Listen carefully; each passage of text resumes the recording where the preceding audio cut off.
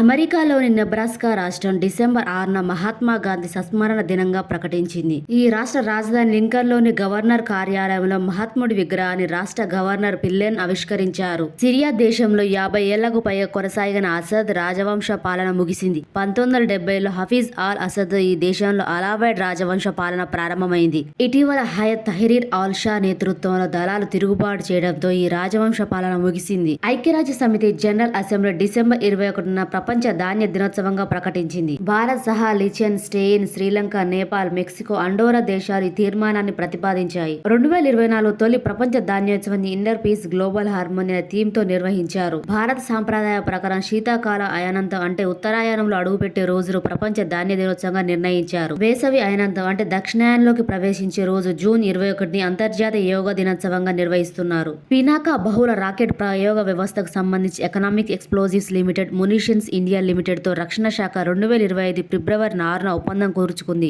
ఈ ఒప్పందం విలువ 10,147 కోట్లు. దీంతో పాటు రక్షణ శాఖ శక్తి సాఫ్ట్వేర్ మెరుగుదలకు భారత్ ఎలక్ట్రానిక్స్ లిమిటెడ్ తో ఒప్పందం కూర్చుకుంది. రక్షణ శాఖ కార్యదర్శి రాజేష్ కుమార్ సింగ్ సమక్షంలో ఈ ఒప్పందాలపై సంతకాలు జరిగాయి. అమెరికా ఐటీ కంపెనీ వర్చూసా కార్పొరేషన్ అధ్యక్షుడు సీఈఓ స్థానంలో ఉన్న సంతోష్ థామస్ రాజీనామా చేయడంతో భారత్ కు చెందిన నితీష్ బంగా నియమితులయ్యారు. స్టాన్ఫర్డ్ యూనివర్సిటీ ర్యాంకింగ్స్ ప్రకారం ఆర్టిఫిషియల్ ఇంటెలిజెన్స్ విభాగంలో అమెరికా మొదటి స్థానంలో నిలిచింది. ర్యాంకింగ్స్ లో చైనా రెండో స్థానంలో ఉంది. 2023లో ఏఏ కార్యకలాపాలకు సంబంధించి చైనా $67 మిలియన్ పెట్టుబడులను ఆకర్షించింది. బ్రిటన్ 3వ స్థానంలో ఉంది. భారత్ 4వ స్థానంలో ఉంది. మన దేశంలో దాదాపు 150 డేటా సెంటర్లు ఉన్నాయి. 10,372 కోట్లతో ఇండియా ఏఐ మిషన్ చేపట్టింది. లండన్ లో జరిగిన టర్నర్ ప్రైజ్ 2024ను గ్లాస్గోలో జన్మించిన స్కాటిష్ సిక్కు కళాకారిణి జెస్లిన్ కౌర్ కు ప్రదానం చేశారు. ఈ అవార్డు కళారంగంలో అత్యంత ప్రతిష్టాత్మక పురస్కారాల్లో ఒకటి. దీన్ని 1984లో ఏర్పాటు చేశారు. ఈ పురస్కార గ్రహీతకు 25,000 పౌండ్లు అందజేస్తారు. అంతర్జాతీయ వాలంటీర్ దినోత్సవాన్ని ప్రతి సంవత్సరం డిసెంబర్ 5న నిర్వహిస్తారు.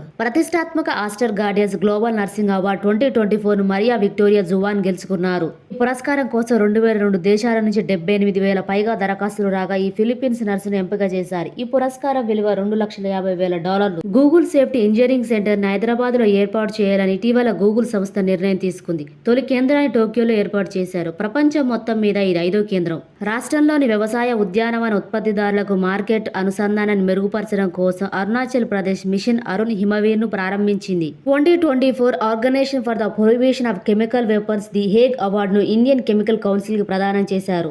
ఆర్థిక భద్రత, వ్యూహాత్మక వాణిజ్యం, సాంకేతికతపై భారత్, జపాన్ దేశంతో 2024 నవంబర్లో తొలిసారిగా సంభాషణ జరిపింది.